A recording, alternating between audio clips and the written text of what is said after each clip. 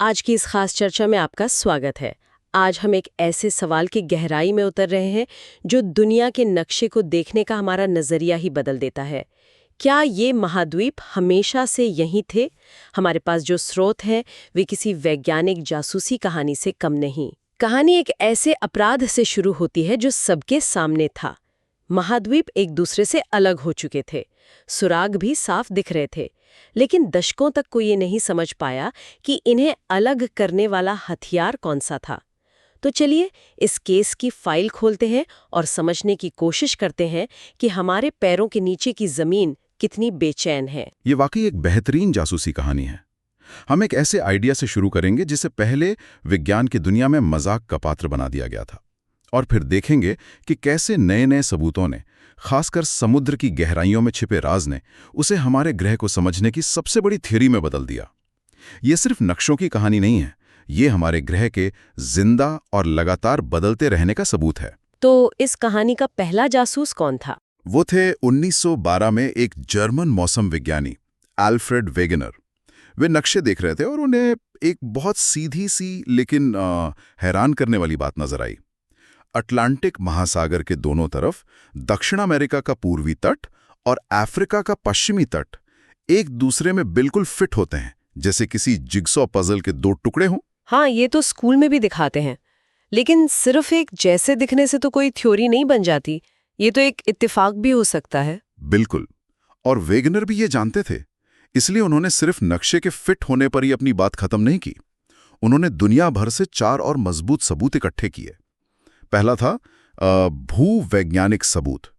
Brazil में मिलने वाली 200 करोड़ साल पुरानी चट्टानों की बनावट और उनकी परतें पश्चिमी अफ्रीका की चट्टानों से हूबहू मेल खाती हैं। अच्छा, जैसे किसी टूटे हुए बर्तन के टुकड़ों को जोड़ने पर डिजाइन मिल जाता है, बिल्कुल वैसे। ठीक है, ये थोड़ा मजबूत सबूत है। और क्या था? दूसरा था ग्लेशियर के निशान। आज भारत, अफ्रीका, ऑस्ट्रेलिया और दक्षिण अमेरिका गर्म इलाके हैं, लेकिन इन सभी जगहों पर बहुत पुराने ग्लेशियर से बनी चट्टानें मिलती हैं, जिन्हें टिलाइट कहते हैं।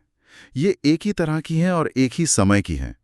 ये तभी मुमकिन है जब ये सारे भूखंड कभी एक साथ दक्षिणी ध्रुव पर जुड़े हों और उन पर एक ही बर्फीली चादर फैली हो। ये तो कमाल है। मतलब अलग अलग महाद्वीपों पर एक ही बर्फीली चादर के निशान। और जीवाश्मों का क्या? मैंने सुना है वो सबसे बड़ा सबूत थे। हाँ, वो शायद सबसे दिलचस्प सुराग थे। मेसोसारस नाम का एक छोटा सा रेंगने वाला जीव था जो ताज़े और खारे पानी में ही रह सकता था। उसके कंकाल सिर्फ दक्षिण अफ्रीका के केप प्रांत और ब्राजील में मिले हैं। तो इसका मतलब? अब ये छोटा सा जीव हजारों किलोमीटर चौड़ा अटलांटिक महासागर तो तैरकर पार नहीं कर सकता था। एक मिनट, यहाँ एक सवाल है। क्या ये मुमकिन नहीं कि एक जैसे जानवर अलग अलग जगहों पर स्वतंत्र रूप से विकसित हुए हों, जिसे हम क्या कहते हैं, कन्वर्जेंट इवोल्यूशन कहते हैं? बहुत अच्छा सवाल है, लेकिन मेसोसॉरस जैसे खास जीव के लिए ये लगभग नामुमकिन है। ये कोई आम मछली नहीं थी, ये एक बहुत ही विशिष्ट प्रजाति थी। 2 अलग अलग महाद्वीपों पर इसका हूबहू एक जैसा विकास होना, और वो भी एक ही समय पर, इसकी संभावना ना के बराबर है। एकमात्र तार्किक व्याख्या यही थी कि जब ये जीव जिंदा थे तब ये दोनों जमीनें जुड़ी हुई थी। अच्छा। इसी आधार पर वेगनर ने कहा कि कभी सारे महाद्वीप एक विशाल सुपर कॉन्टिनेंट का हिस्सा थे, जिसे उन्होंने नाम दिया पैंजिया। तो वेगनर के पास एक मजबूत केस था, उनके पास अपराध था, महाद्वीप अलग हो गए थे, उनके पास सबूत थे। फिर भी जैसा आपने शुरू में कहा, उनकी थ्योरी को दशकों तक किसी ने नहीं माना। क्यों? क्योंकि उनके पास उस सबसे बड़े सवाल का जवाब नहीं था। कैसे? महाद्वीपों को खिसकाने वाली शक्ति, वो हथियार क्या था? उन्होंने 2 बलों का सुझाव दिया। एक तो पृथ्वी के घूमने से पैदा होने वाला पोल फ्लिंग बल, और दूसरा चांद सूरज का ज्वारीय बल। और वो काफी नहीं थे? बिल्कुल नहीं। उस समय के भौतिकविदों ने हिसाब लगाकर बताया कि ये बल इतने कमजोर हैं कि उनसे एक चींटी भी नहीं हिल सकती। पूरा महाद्वीप हिलाना तो बहुत दूर की बात है। और इसी एक कमी की वजह से उनकी पूरी थ्योरी को खारिज कर दिया गया, और वेगनर की कहानी एक अनसुलझी फाइल बनकर रह गई। तो ये केस दशकों तक ठंडा पड़ा रहा। फिर इसमें नया मोड़ कब आया? एक धुंधला सा आइडिया 1930 के दशक में आर्थर होम्स नाम के एक भूविज्ञानी ने दिया था। उन्होंने संवहन धारा सिद्धांत यानी कन्वेंशनल करंट थ्योरी पेश की। उनका कहना था कि पृथ्वी के मेंटल यानी क्रस्ट के नीचे की गर्म पिघली हुई चट्टानों की परत में रेडियोधर्मी तत्वों की गर्मी से धाराएं चलते हैं। जैसे पतीले में पानी उबलता है वैसे? एकदम। ठीक वैसे ही जैसे पतीले में पानी नीचे से गर्म होकर ऊपर उठता है और ठंडा होकर नीचे जाता है। होम्स ने कहा कि यही शक्तिशाली धाराएं अपने ऊपर तैरते महाद्वीपों को एक कन्वेयर बेल्ट की तरह खिसकाती हैं। ओह, तो ये वो हथियार हो सकता था जिसकी वेगनर को तलाश थी। बिल्कुल, लेकिन ये सिर्फ एक थ्योरी थी। उस समय किसी के पास मेंटल के अंदर झांक कर इसे साबित करने का कोई तरीका नहीं था। असली सुराग जमीन पर नहीं बल्कि पानी के नीचे इंतजार कर रहा था, और उसे खोजने का श्रेय जाता है दूसरे विश्व युद्ध और उसके बाद शुरू हुए कोल्ड वॉर को। मतलब सैन्य तकनीक ने अनजाने में विज्ञान के सबसे बड़े रहस्यों में से एक का दरवाजा खोल दिया। हाँ, यही हुआ। दुश्मन की पनडुब्बियों का पता लगाने के लिए जहाज़ों ने सोनार तकनीक का इस्तेमाल करके समुद्र के तल का नक्शा बनाना शुरू किया, और जो नक्शे सामने आए उन्होंने सबको चौंका दिया। क्या मिला उन्हें? पता चला कि समुद्र का तल सपाट और कीचड़ से भरा मैदान नहीं है। यहाँ तो दुनिया के सबसे लंबी ज्वालामुखी से बनी पर्वत श्रृंखलाएं हैं, जिन्हें मध्य महासागरीय कटक मिड ओशियानिक रिजेस कहा गया, और साथ ही महाद्वीपों के पास बहुत गहरी खाइयां भी हैं, जिन्हें ट्रेंचेस कहते हैं। और शायद यहीं पर उन्हें भूकंप और ज्वालामुखियों का पैटर्न भी नजर आया होगा। एकदम सही। जब उन्होंने दुनिया भर के भूकंपों और ज्वालामुखियों को मैप किया तो देखा कि वे बेतरतीब ढंग से कहीं भी नहीं होते। ज्यादातर इन्हीं कटकों और खाइयों के किनारों पर एक लाइन में होते हैं। प्रशांत महासागर के चारों ओर का रिंग ऑफ फायर इसका सबसे बड़ा उदाहरण है। ये साफ था कि पृथ्वी के सतह के किनारों पर कुछ बहुत बड़ा और गतिशील हो रहा है। तो सारे सुराग अब टेबल पर थे। वेगनर की थ्योरी, होम्स का कन्वेयर बेल्ट का आइडिया, और अब समुद्र के नीचे की अजीबोगरीब दुनिया। इन सबको जोड़ा किसने? इसे जोड़ने का काम 1961 में हैरी हेस नाम के एक भूविज्ञानी ने किया। उन्होंने एक क्रांतिकारी आइडिया पेश किया जिसे सागर नितल प्रसरण यानी सी फ्लोर स्प्रेडिंग कहते हैं। उन्होंने कहा कि ये जो मध्य महासागरीय कटक हैं, ये एक तरह की फैक्ट्री है जहां मैंटल से लगातार लावा निकलकर नया समुद्री तल बना रहा है। ये नया तल पुराने तल को दोनों तरफ धकेलता है। लेकिन यहाँ एक समस्या है। अगर नया तल लगातार बन रहा है तो पृथ्वी का आकार किसी गुब्बारे की तरह फूल क्यों नहीं रहा? यही सबसे बड़ा सवाल था, और हेंस के पास इसका जवाब भी था। उन्होंने कहा कि महासागरीय खाइयां यानी ट्रेंचेस एक रिसाइकलिंग प्लांट की तरह काम करती हैं, जहां ये पुराना समुद्री तल वापस मैंटल में जाकर पिघल जाता है और नष्ट हो जाता है। इसी प्रक्रिया को सबडक्शन कहते हैं। अच्छा। इसी से ये राज भी खुला कि महाद्वीपों पर तो 3-4 अरब साल पुरानी चट्टानें मिलती हैं, लेकिन पूरे समुद्र तल पर कहीं भी 20 करोड़ साल से ज्यादा पुरानी चट्टान क्यों नहीं है? क्योंकि समुद्र का तल तो खुद को लगातार नया बनाता और पुराना नष्ट करता रहता है। और क्या इस सी फ्लोर स्प्रेडिंग का कोई ठोस सबूत था, या ये भी होम्स की थ्योरी की तरह एक अंदाजा ही था? नहीं, इस बार उनके पास एक अकाट्य सबूत था, एक स्मोकिंग गन, और वो था पेलियोमैग्नेटिज्म। ये तो बड़ा भारी शब्द है। इसका मतलब क्या है? इसका मतलब है पुरानी चट्टानों का चुंबकत्व। देखिए, पृथ्वी का चुंबकीय क्षेत्र हमेशा एक जैसा नहीं रहता। हाँ। हर कुछ लाख सालों में इसके उत्तरी और दक्षिणी ध्रुव पलट जाते हैं। जब ज्वालामुखी का लावा ठंडा होकर चट्टान बनता है तो उसके अंदर मौजूद लौ कण उस समय के चुंबकीय क्षेत्र की दिशा में जम जाते हैं, उसे लॉक कर लेते हैं। तो हर चट्टान अपने जन्म के समय के चुंबकीय क्षेत्र की एक तस्वीर होती है।